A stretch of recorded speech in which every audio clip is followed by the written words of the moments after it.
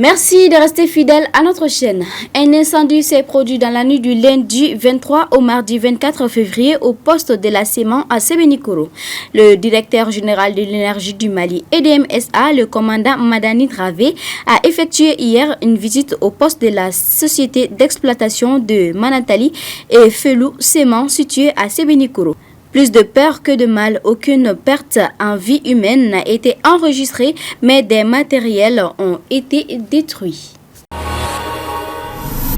Le ministre en charge de la culture, Mahmoud Dafé, a visité ce mardi 24 février 2026 le centre Sogolo situé dans le quartier de Manyambougou à Bamako.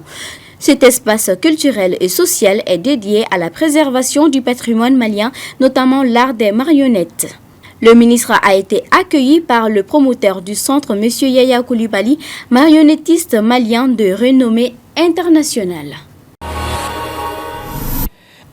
Sur le plan international, au Burkina Faso, le gouvernement a mis en place une mesure de soutien aux familles des soldats tombés au front.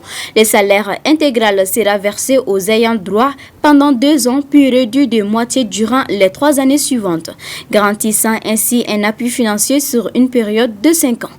Cette disposition est inscrite dans les décrets relatifs à la délégation de soldes et à l'indemnisation des forces de défense et de sécurité ainsi que de leurs ayants droit. Ces nouvelles mesures ont fait l'objet d'une rencontre d'information tenue ce mardi 24 février 2026 à Ouagadougou.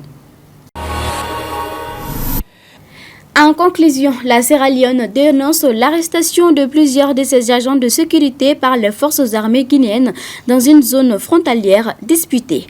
Freetown affirme avoir engagé des démarches diplomatiques pour obtenir leur libération, tandis que Conakry évoque une incursion sur son territoire. Cet incident s'inscrit dans un contexte de tensions persistantes liées au tracé de la frontière entre les deux pays.